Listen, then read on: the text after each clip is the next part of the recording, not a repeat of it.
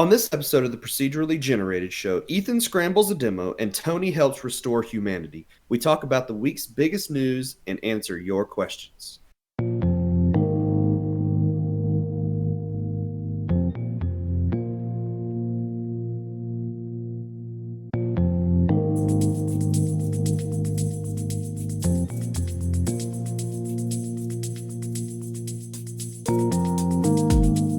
Howdy, everybody. Welcome to the Procedurally Generated Show. I'm your host, Tony, and joining me this week, I've got Ethan. It is so nice that you don't cut out anymore. I was just going to ask if I needed to re-record the intro because I was choppy. It is so beautifully done now because you speak, nothing cuts out. There's no weird roboting or anything. And used to you like cut out and then it would have to like catch right back up, and so it'd sound like you're speaking faster, so you'd be like, and joining me this week is Ethan, and welcome to the show. And it's like, hey, Tony. But, I've had this really nice internet for about a year now, and nothing ever seemed to get better. All we had to do, apparently, was plug in one cord, and all of the internet problems went away, because you can now use the good internet that the Wi-Fi of the computer just doesn't do. Good old Wi-Fi, wireless, the way of the future. Well, to be fair, it's an older computer. It's probably actually just a RAM issue or something. I don't know, but it may be. But plugging straight into the internet with a cord works a whole lot better. Yes. So it also works really well when you're playing games over GeForce. I bet it does. I don't have any spotty connection issues when I plug straight into the internet. I need to try that out. See how well my internet holds up. It's a pretty good test for it, I think. It would be a great test. So, well, speaking of GeForce Now, I've been playing stuff on GeForce Now. You don't say. I do. Still doing a bunch of testing for that. I'll go first this week. I haven't gone first in a while. Well, as long as I don't have to use like Destiny footage like I did last week, it's like he's talking GeForce, but I'm using Destiny footage. Like, how does this work? Well, I played Destiny a little bit this week. Yeah, but I'm not using that footage again. No, you don't need to do that. I didn't even use my own. I went and got someone else's. I was like, I'm tired of this. How much Destiny have you played that you could just pull footage from? I tried to. It was like the rendering back then. I was apparently very cheap on the upscaling. Oh, yeah? It was just easier to grab new footage from someone else and looked better. Okay. Well, there you go. No, I have been playing a Ubisoft game this week. You don't say. Not Assassin's Creed. Splinter Cell? No, I would love to play a Splinter Cell game. Templar's Creed. I need to see if Blacklist was Blacklist a PC game? Yeah, it's on PC. I have that. Okay. It is. Because I would like to play through that again. Oh wait, no. Well, I have Conviction, Double Agent, Chaos Theory. No, Season 2, I guess they're calling it Season 2 of... I'm going to confirm that Blacklist real quick. Give me a moment. Splinter Cell. Yeah, it's on PC. It's $30. Okay. But I had... where was I? Oh, yeah. Right there. The second... I think they're calling it the second season. I'm not entirely sure about it. Of... The Division 2 is set to come out here pretty soon. And Ubisoft is basically giving away the Division 2 for anybody that wants it. It's not free. They're not actually just giving it away. But it is on sale for $3 on whatever platform you're playing it on. $3, no matter what platform it's on. And that's about $3 for a 30 to 40 hour game. Yeah. And that's just the main story. If you go off and do the multiplayer stuff or perfecting everything, that you're looking at 50 to 60 hours probably. Yeah. If not more. The season pass is on sale as well. I think it's $12 if you want to get that, or you can buy it. You can buy the two things in a bundle. And it's about 20. for that's like 17. Well, Um, it's like I think on a PS4 there's the Ultimate Bundle, and you get like extra content added to it as okay, well, yeah. like some Um, outfits and stuff. That I'm not saying I bought it or anything. I just spent $20. it was still you can get like $90 worth of game for 17 to $20. Let's see. Base game is 95% off. The Ultimate Edition Mhm. is like 85% off. Okay. Yeah. Still though, I figured 95%. That's pretty amazing.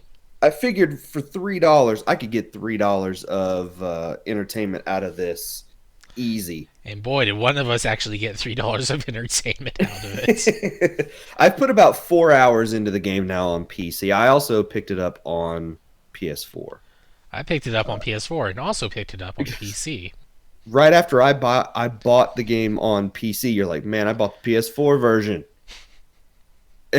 And so I said, okay, I'll fine. I'll go buy the PS4 version as well. I wanted to play Um, on PC because, like, you were like there, and I'm like, okay, well, we'll just do that then. yeah. So And it and seemed I've like been a good playing test for you, or a good excuse for you to get more GeForce now. exactly, and that's exactly what I've been doing, and it's been running really well both on the phone and on the computer. Uh, it I've been able to play a little bit over Wi-Fi. The connection is much spottier. Hmm. You're not going to get long play sessions if you're playing over not Wi-Fi, 4G. So Okay, just okay. over my cell phone connection. Maybe if you were on So 5G, but that's another. uh, I think if you had a phone that had 5G, I don't think you'd have any problems running the game. You own the internet at that point. So yeah, so I put You're about just throwing internet away. Actually, that's how much internet you probably have. I put about 4 hours into the game this week. The game is post-apocalypse. It takes place in after like a viral, I think it's a viral outbreak or a It chemical attack, not something. really. It's more of a rights getting taken away or something. Like they, one of the things they specifically said was they took away our Wi-Fi and we Yeah, survived. we They live in a took away post-Wi-Fi world. they took away our internet. They took away our medical stuff, and so it's just revolt after revolt, and it's Yeah. just And humanity has survive. basically started forming these pockets where people live. Uh, and of course, it's chaos for the most part. And then you play as a member of this government group called the Division, which go into these areas and then sort of try to restore um, some sense of civility, some sense of Hmm. order into the area. Um, and so it is a third person shooter that is it's one of the more I think it's one of the more tactical games I played. It's not you're not going to it's not like what Rainbow Six where they try to go really a lot heavier on the realism. Um, I think it's Rainbow Six that I'm thinking of. Yeah, There's some yeah, it's Rainbow Six. okay um, where you're going to want to take cover and you're not just going to you're not going to die from one bullet, but you don't want to just it's not Call of Duty where you can sit behind something Just for headshot everyone. 30 seconds, recover your health, and just pop up and headshot everybody. Exactly. As The nice as AI's that would be at some point, but it's not. the AI is not super great. Uh, they sometimes try to flank you and use cover to their advantage. Um, but a lot of times they'll pop up out of cover and they'll just stay there for a while and basically allow you to shoot them. Uh, I don't know if you saw the same thing, but I sort of did Yeah, in some sections of the game. Because both of us had a chance to play. We played together for about an hour and a half one night, about an hour and a half. running through a couple of missions.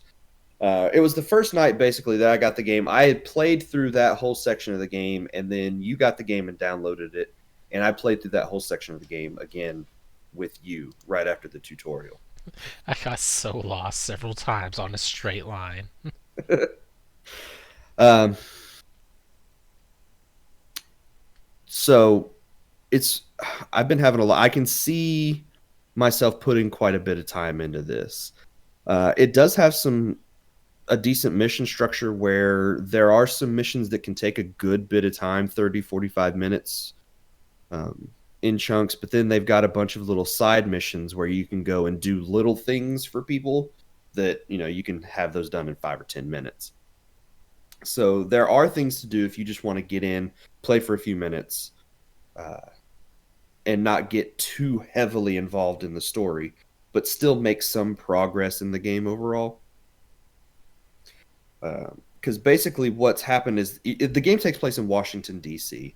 You have, or the people that are there have built a sort of safe house in the White House. And that's the main sort of hub where you do everything. Like you go and you sell loot and buy new equipment, level up your character with different skills and things like that. And then from there, you go out to different areas of Washington, D.C.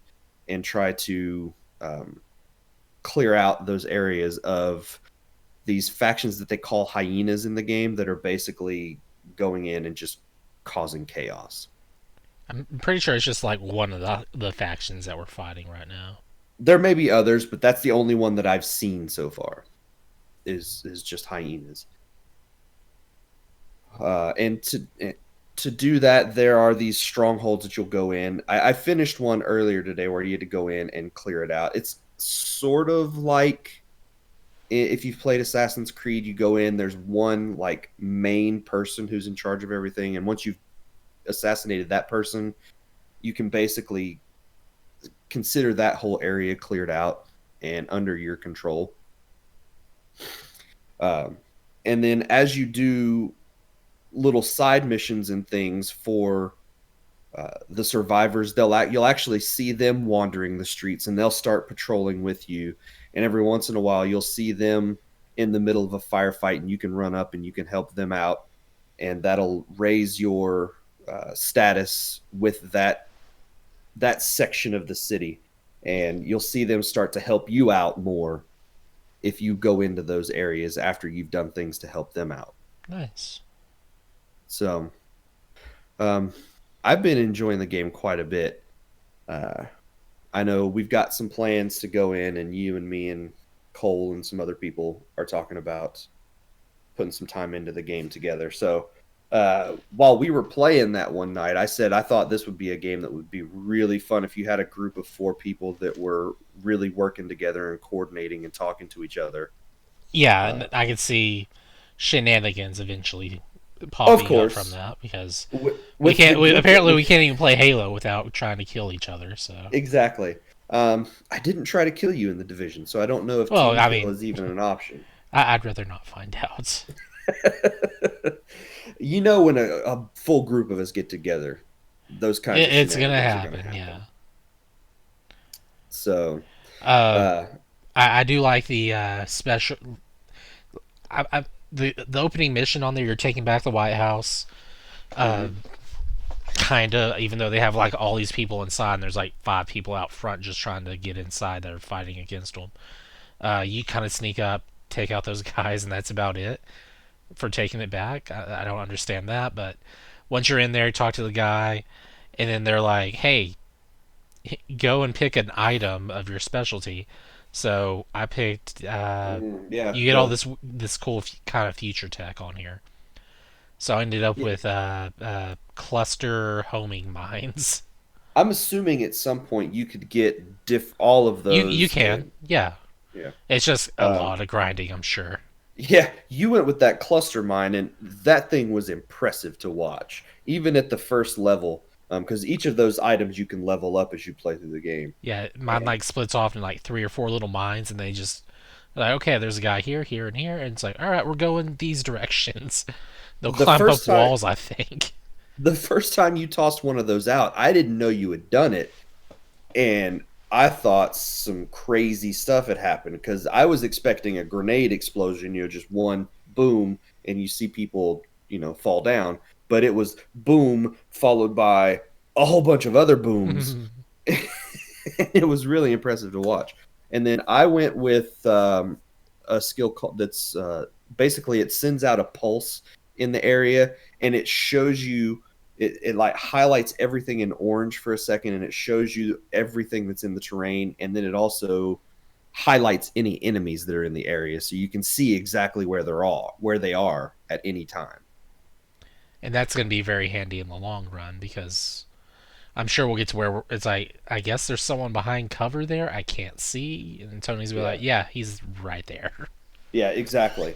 And then there are other things like turrets that you can drop down, and the turrets will either fire bullets or you can actually upgrade it to a flamethrower and just shoot flames everywhere.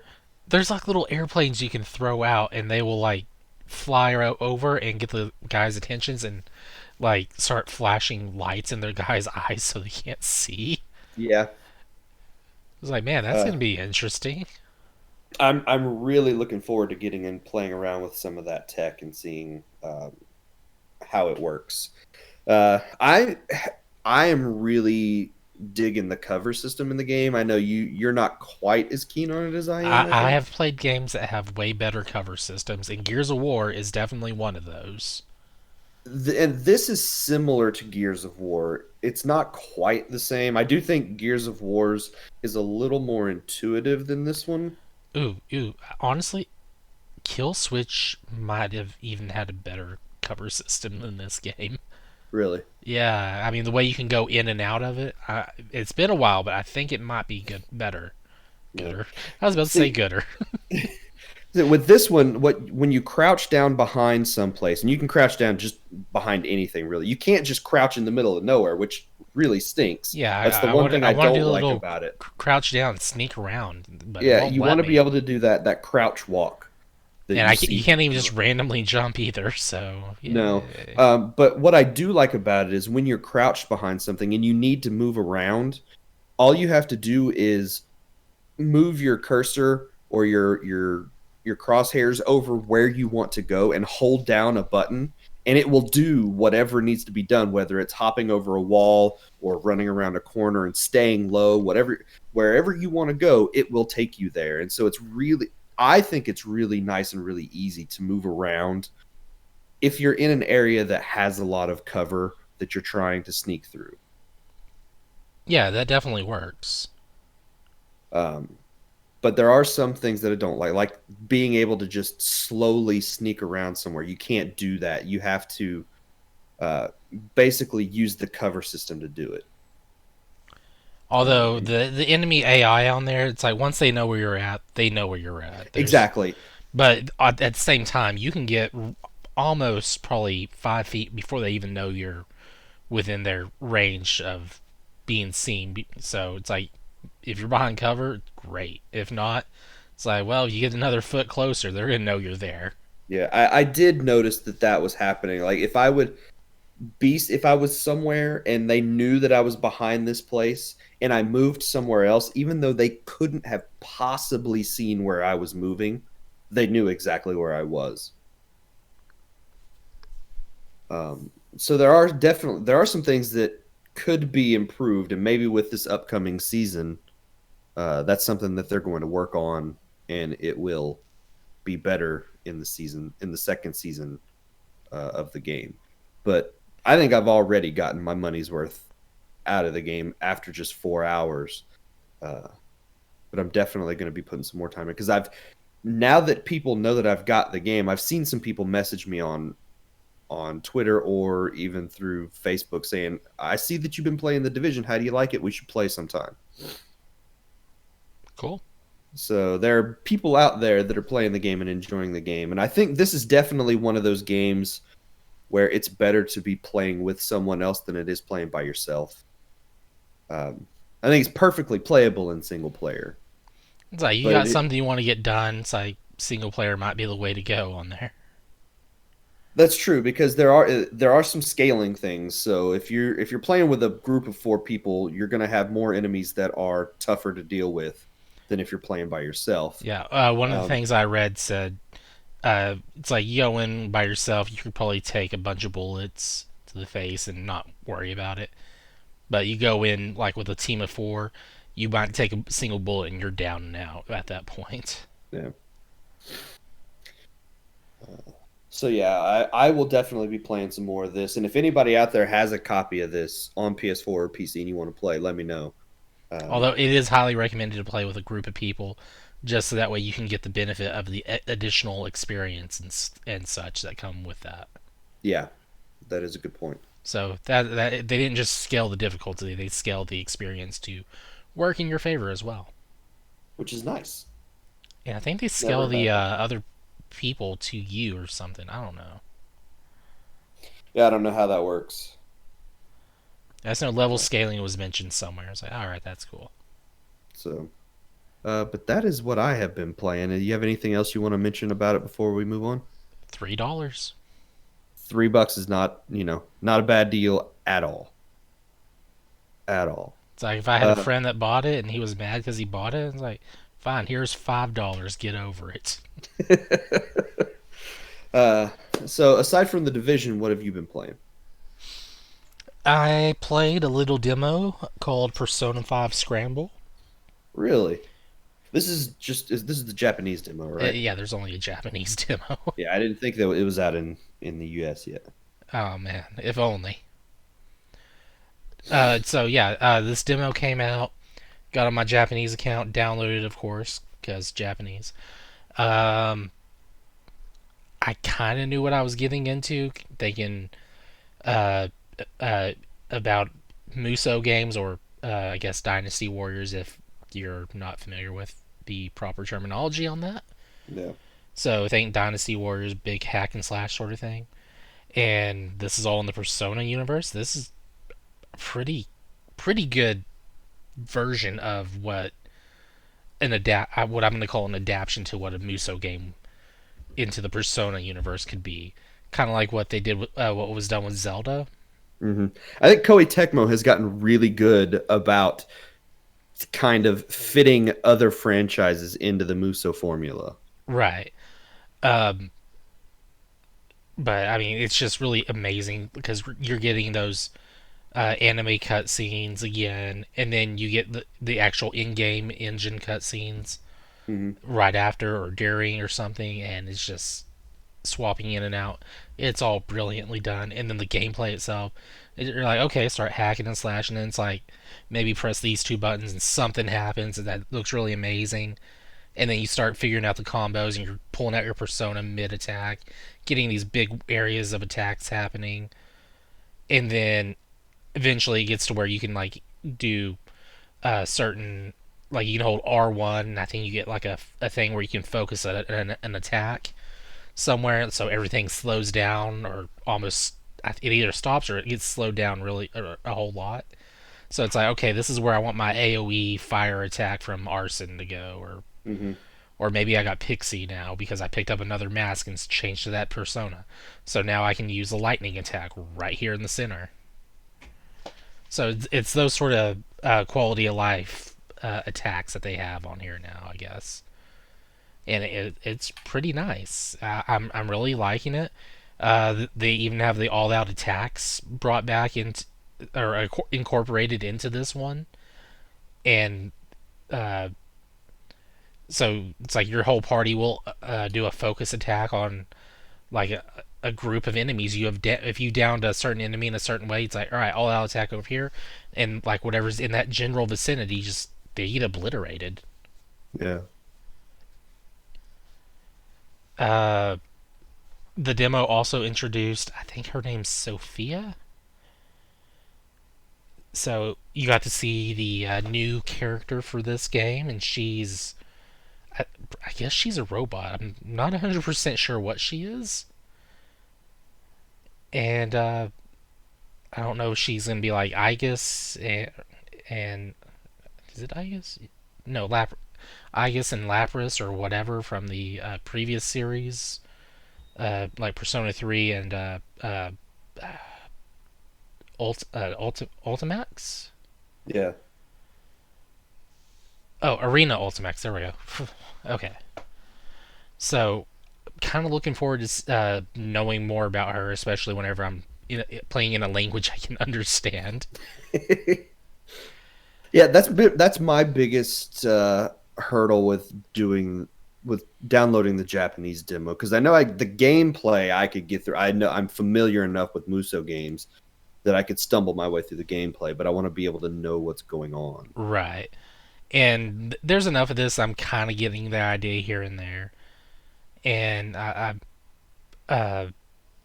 I really did enjoy it. There was a point where or it's like you get through the initial opening battle on there, and then it just kind of does this dive back through time on there, which Persona 5 is really good about doing that. It's sort of heist style, Yeah. or Ocean's 11, I guess, is what you could compare it to with when that game came out.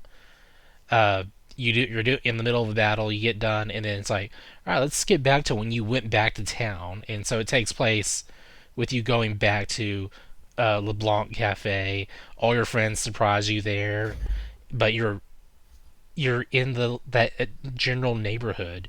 You can walk around. It's like this is where I was walking around in Persona 5. Here's the store. I can go over here. It's like I don't have anything to buy right now, so I don't need to talk to anyone there. That's where I worked over there. That's where Futaba lives. And it's just all these cool little things. And the best part about it was everything's running at a way higher frame rate. Looks like I mean, it's all focused for the PlayStation 4, whereas Persona 5 proper, there's a PS3 and a PS4 variant.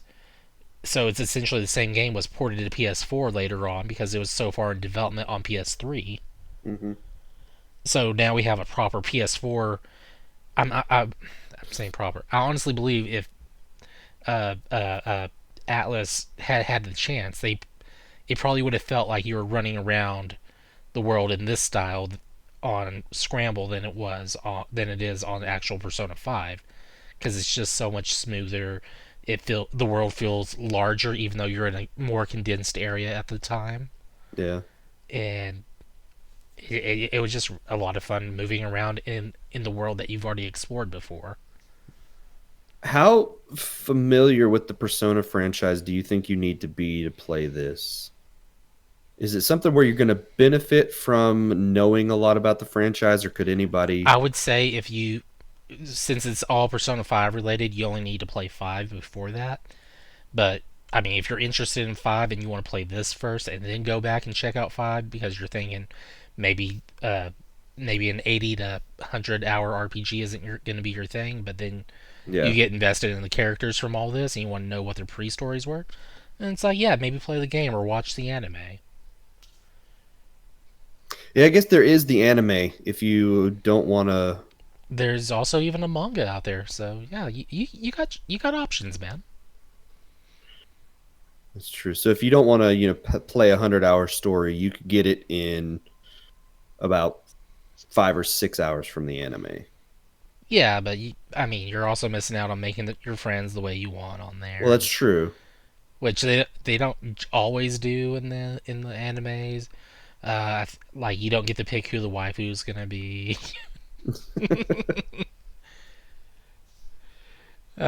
But yeah, this demo was pretty good. I'd say it's about a half hour long demo, and it it was it was pretty good. Nice. Well, that's one that once it comes out in English, I will definitely be checking out. I feel like I was rambling on like a madman talking about Oh this. no, no, no, that was good. It's like I just kind of caught. I was like, "What did I just say?" So So yeah, if as Muso games go, it feels very close to the original concept, done Muso style. So yay! nice. Yeah, Which I'm not really worried about Koei Tecmo trying to build other franchises into the Muso formula at this point. it worked pretty well for Gundam the way they did it, though, right? Zelda was really good. Fire Emblem was really good.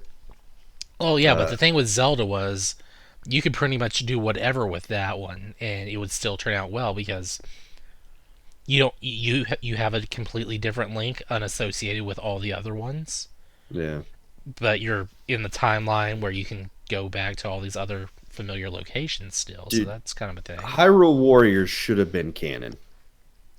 It would have made I'm so gonna say it. much. I'm gonna say it technically is. It would have made so many things make way more sense with that timeline if Hyrule Warriors was canon. It's like the best Link. You're not wrong. He's the most combat savvy Link. So, well, all right. It's Is like that it's like I'm throwing a bomb at you. He's like, oh yeah, well I'm throwing a. I'm throwing a bigger bomb at you. He throws a bunch of them back at you. So, yeah, man, Hyrule Warriors was so good. Oh, I So, need to get that on Switch. I do too. I just have it on the Wii U. Well, is that it for you this week? Yeah, I'm good. That's all. I mean, unless you want me to talk Mass Effect, which restarted. You can talk about that next week. Yay! I get time to prepare. All right, well, let's take a quick break. We will come back and we will talk about Sonic the Hedgehog.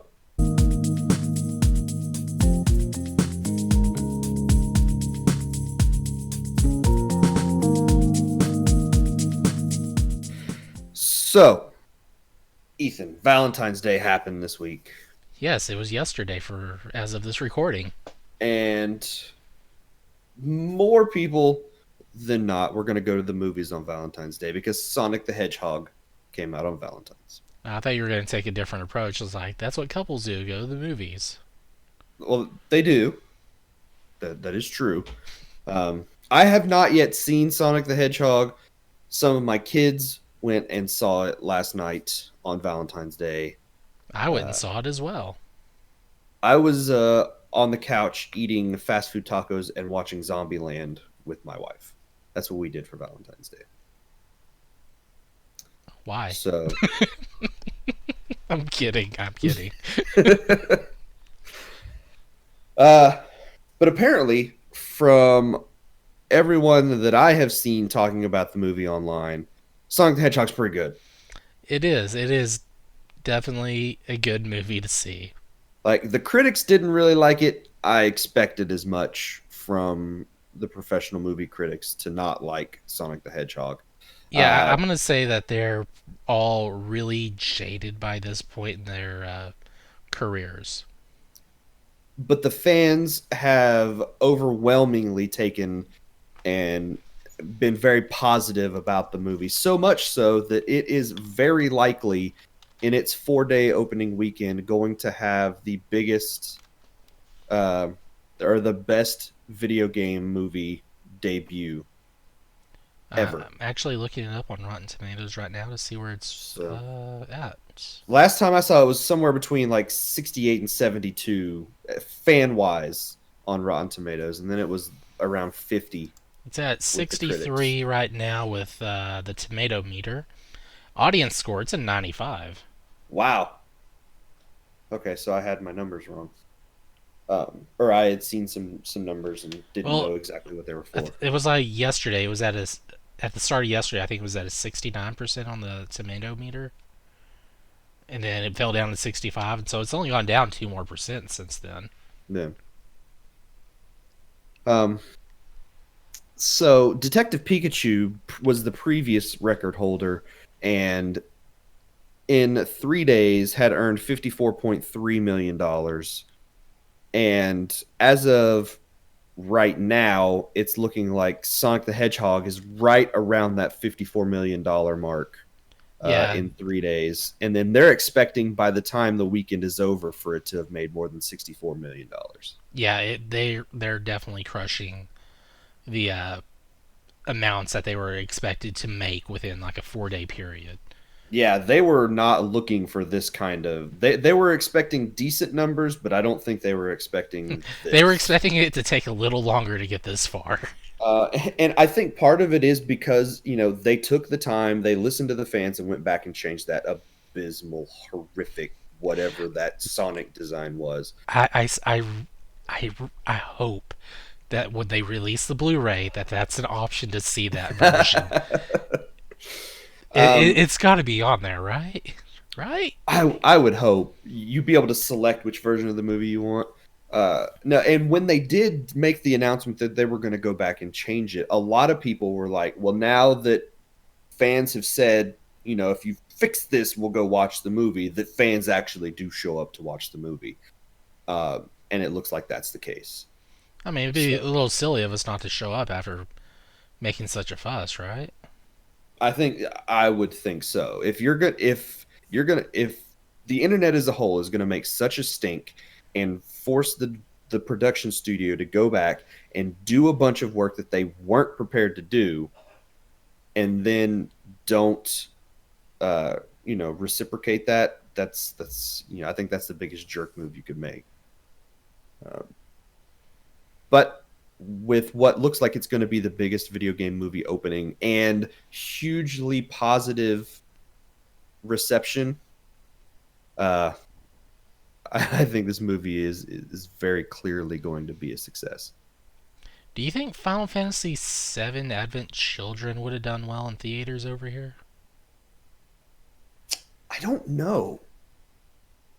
Um, I think It, it it would would. probably do well now. Well, not now, but like after the release of the remakes, right? Yeah.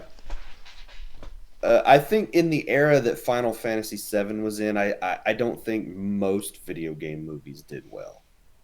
Um, so I don't know how it would have done if it had been a theatrical release here. Hmm. Okay. But I do think if it had come out now and we didn't get a Final Fantasy VII movie then, but we get one now, I think it would be huge. Like Okay. I think a Final Fantasy VII movie, if it had come out now instead of then, probably would be the biggest uh, video game movie we've ever seen. Okay. So back to Sonic. So, but yeah, that's not the only Sonic news in the news this week. What else? Yeah, we can come back to that. We'll give people a Sonic break. You want to give people a Sonic break? Yeah. Man, now I want an actual Sonic break. I'm gonna go to Sonic, get I some mean, ice you cream. have one way closer to you than I do to me. I have one about a mile and a half from the house. See? Actually, it's not even that far, I don't think. So, yeah, but I'm not gonna go get ice cream right now. Oh. Uh, I was talking about GeForce Now earlier, and the Yes. service has been out a little over what 2 weeks now. Two and a half. It's been out about 2 weeks now, and not long after we recorded last week's show, we saw that some games just disappeared from the service. Some games that we may have talked about on the show. Yes, Activision Blizzard pulled their games from GeForce Now after what Nvidia is calling a misunderstanding over permission to use the games. Um, they didn't say exactly what the misunderstanding was, but a statement from Nvidia said Activision Blizzard has been a fantastic partner during the GeForce Now beta, which we took to include the free trial period for our founders' membership. Recognizing the misunderstanding, we removed their games from our service with hope we can work with them to re-enable these and more in the future. And then Bloomberg News reported that Activision Blizzard wanted to negotiate a new agreement for its games when GeForce came out of its beta period, but Nvidia says they don't want that kind of arrangement. Uh, According to Bloomberg, Nvidia doesn't want that kind of arrangement for GeForce Now. Right. It's not, and I think this is a really bad move on Activision Blizzard's part. I know there's some things in their EULA where they talk about not being able to stream games or whatever. But GeForce Now, and I talked about this, I actually posted on Twitter about this, where I think GeForce Now has taken and made the perfect kind of move for this streaming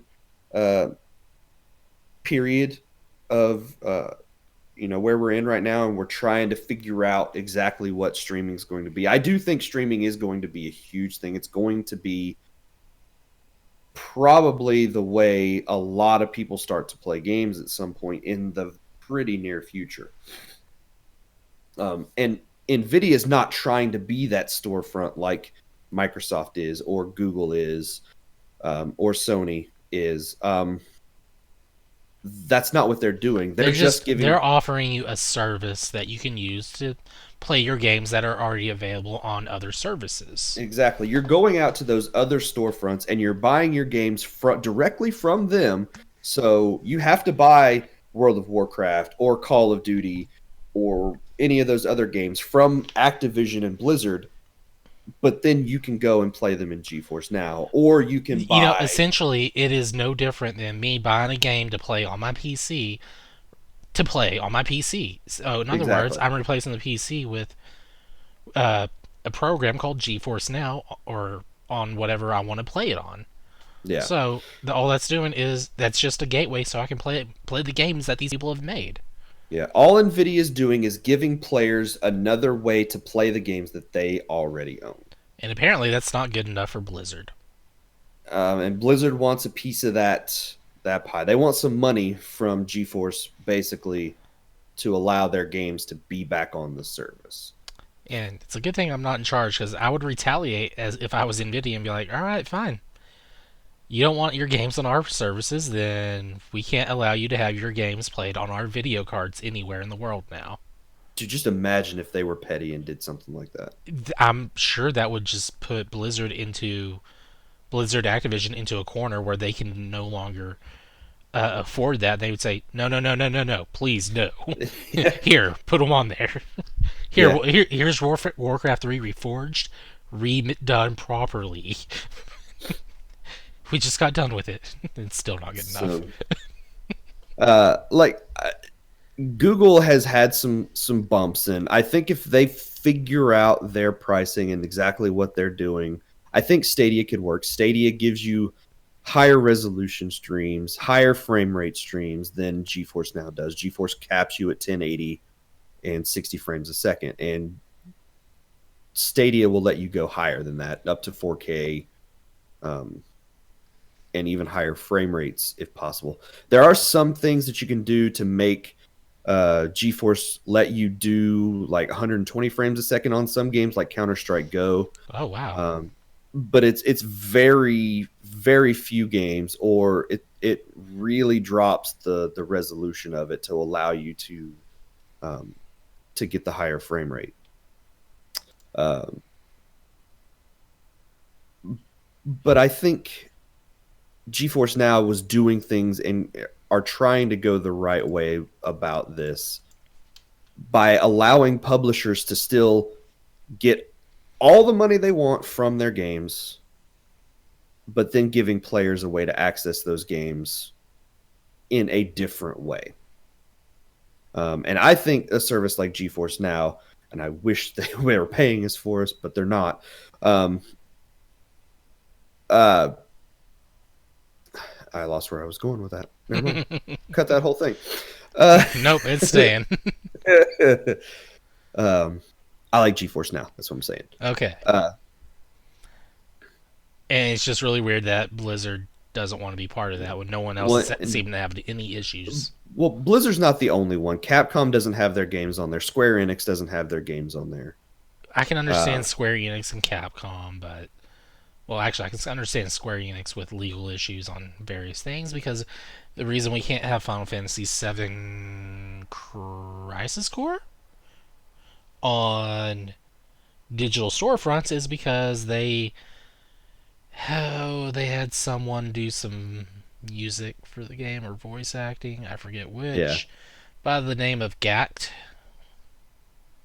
and I'm hoping he is not involved in the remake at all, ever. So, um, but yeah. And other publishers like Ubisoft are like, yeah, we don't care. Um, They're just happy Uplay works on it. and I think it's a win-win-win for everybody involved. The publishers get all their money. GeForce is getting people using their service to play games on, and players get to play their games wherever they want. Exactly. I don't think there's a loser in this scenario in any sense of the word. What essentially could happen is we could see the return of LAN parties without the need for the LAN. Yeah. In the sense of hardwire, it'd be instead it would be like, hey, I'm busting out my smartphone with a controller, Bluetooth. Want to play a game with me? And the guy, your buddy over there, it's like, yeah, sure. Takes he pulls out his laptop and he's ready to go. Hmm. Which I think is fantastic. Like it kills me whenever we're doing something like playing Paladins in our house because I'm playing on a PlayStation, uh, Jake is playing on a Switch, and Patrick is playing on his computer. We're all playing the same game, playing it together on completely different systems, and it just works. Exactly. In the words of an old Xbox commercial, it's good to play together. Exactly. Even though that was for a single player game, they didn't set that for. So, that's it. We went into GeForce Now a whole lot more than I originally wanted to, but Let's talk some more Sonic. let's talk Sonic. So, what's So, up with Sonic the Hedgehog? apparently, he is getting his own equivalent of a Nintendo Direct. What? Sonic Station Live. What is that? It is a. Oh, geez, how do I describe this? It's described as yet another Nintendo Direct like effort. First episode is going to debut the 20th of this month. Let's see. 20th. Let's see. 1800 JTS, so Japanese Standard Time. That's 4 a.m. Easterns. Oh my gosh, what time is that over here? 3, 2? That would be what? 2 in the no 3 in the morning. If it's 4 o'clock Eastern, it's 3 o'clock here. 3 a.m. Central Standard Time. Sorry, math. uh, Broadcast will happen every 2 months on the day with apparel and goods. So, bunch of merch, all related to Sonic the Hedgehog and video games about Sonic the Hedgehog. Is this where we get the announcement of Sonic Mania 2? Ah, I'd be all for that. Or Sonic the Hedgehog the movie 2? I can neither confirm nor deny the existence of that for anyone who doesn't want spoilers and has not Googled the movie info yet if they didn't see the movie. Okay. Do not read into what I said as well as there being a sequel.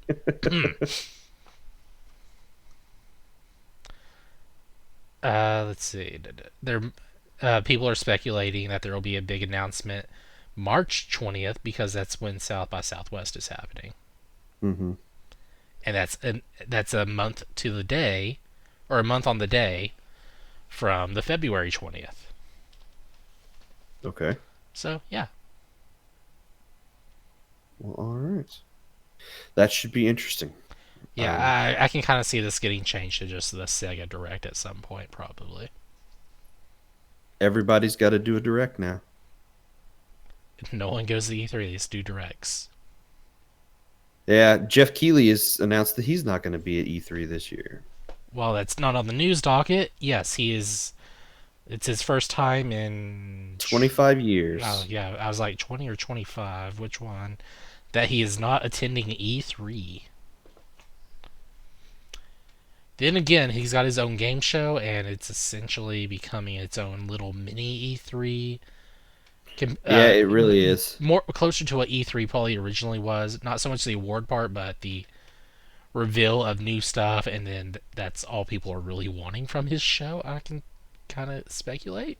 Yeah, people don't care about the awards, they care about the trailers. Bring back Jack Black, and we'll talk about the comedy routine.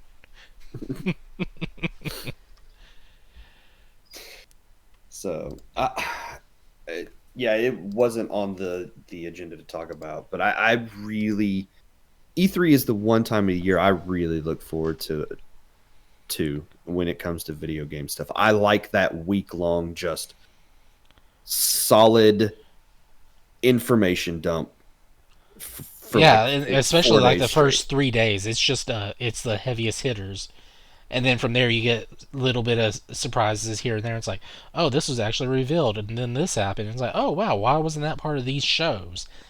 And Exactly. and then you get uh, maybe footage at the end of the week for something bigger that was shown off that no one else was allowed to show footage for until later in the week. Yeah. It's just those kind of things. It's really nice. And I know some people, some companies are not going, others are doing their own things, but still, even companies that in the past haven't gone to E3 proper have been in that area and are still sort of a part of E3, even though they're not officially a part of E3. Yeah. And so I really hope that doesn't go away. I know for a lot of people, trying to cover it is a nightmare. Um, It takes a lot of work for them to cover that. Just as much work as it takes probably for everyone to set that up and plan for how their booth will look, how their event's gonna go with the press, and then yeah, all the meetings each representative with said companies and other then the review companies having to meet up. Oh my gosh, yeah, there's work. There's a ton of work on both sides. yeah. My favorite has easily been a week straight of treehouse stuff. I love watching all of that, even if I'm not completely invested in the games that they're showing off.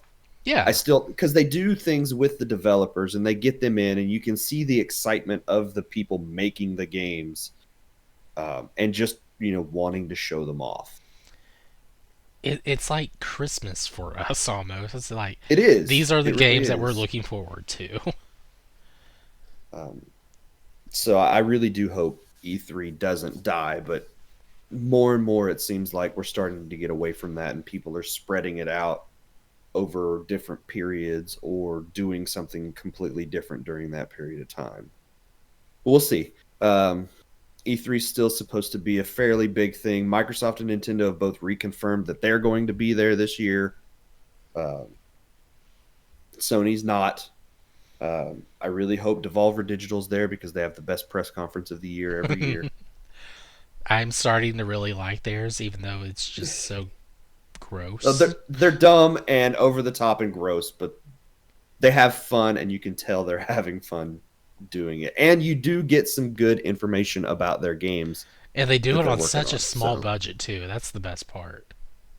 and they've had an overarching story the entire, like every year Yes. it just builds on top of the stuff that they did the year before. So it's really entertaining to It's watch. just each year you're like, all right, now for the sequel. Exactly. But to get back to the news, the last news story we have to talk about this week, uh, The Witcher came to the Switch in October, Hmm. right around the time that Netflix also released um, Plans. their show. It came out in October? It was around that time. Really? Seems Yeah, like it came out like 2 months ago. I don't think so. Uh, it's been out for a while. Uh, it might have been the show might have come out in November. Uh, December 20th. oh, was it? Yes. Okay. About 2 months ago. So, but still, not long before the TV show, the game came to the Switch, um, and because those things sort of hit at the same time, the it was being reported that The Witcher was on Steam. It had hit its highest number of concurrent players ever. There were like over 1 million people playing the game all at the same time, and the Switch release in December. Uh, Sales of the game were 554% higher this year than they were a year ago at the same time. So the Um, Netflix thing helped boost sales? well, the Netflix thing and the Switch release of the game all happening sort of around the same period of time. Okay. Um, and of course, and the story that I read saw that if you take out the Switch numbers, that the game still would have sold 63% higher this year than it did the same time last year. Nice. So the Switch release accounts for a huge number of those sales, but even so, because of the release of the TV show, there was a huge bump in sales for the game on other platforms as well.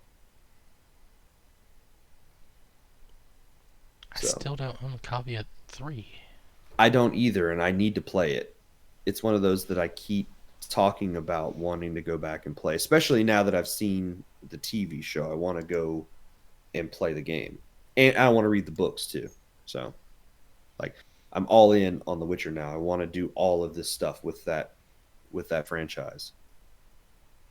So, but that is it for the news. So let's move on to listener feedback, and we got one this week, and it came from Cole via Facebook. And he says, having played Halo 5 for the last few weeks, where do you rank it among the other Halo games that you've played? Very easy for me to answer because I've only played 2. So it is among the best Halo games that I've ever played. I've played Halo 5 and Halo Reach, and that's it. That's what I was waiting for you to confirm there. So I did play a little bit of ODST, but it was less than an hour, and I got frustrated and I turned it off and I never played it. Okay. So Reach and 5 are the only ones that I've played. So it ranks among the top 2 of Halo games that I've played. Let's see. Because I've played all. I haven't finished 5 myself, but I played all the other mainline Halo games.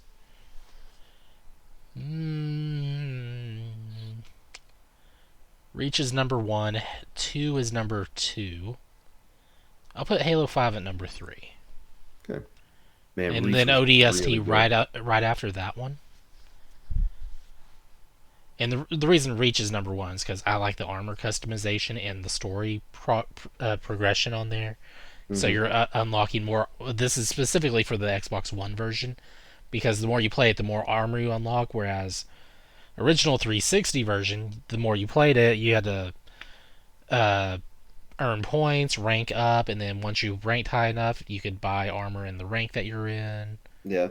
Otherwise, you're just like, well, crap, I got to do a lot of multiplayer because I can't rank up fast enough, and I don't have enough points. Mm. It was a chore to get armor. Yeah. Now it's just play the game for a good long time and you get it. Yeah. I played through Halo Reach with some people, with some friends who were staying with us at the time. Um, and that's the reason I played was because they had it and they were like, "Hey, you want to play this game with us?" And I was like, "Sure, whatever, I'll do that." Okay. And now I'm playing through Halo 5 co-op with you and Cole and Shannon and Nathan and anybody else who decides to play with us this coming Wednesday, because we'll be playing again Wednesday at 8:30, I would imagine. So Reach 2, 5, So ODST, then Halo 1, then 3 and 4 because I don't remember the stories in those. there you go.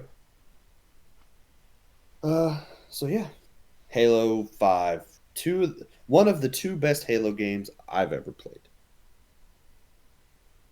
So, well, there you go. That will be the show for this week. So thank you, Ethan, for being here. Thank you, Tony, for showing up and making it where I'm not doing a show by myself. There you go. Glad I could help.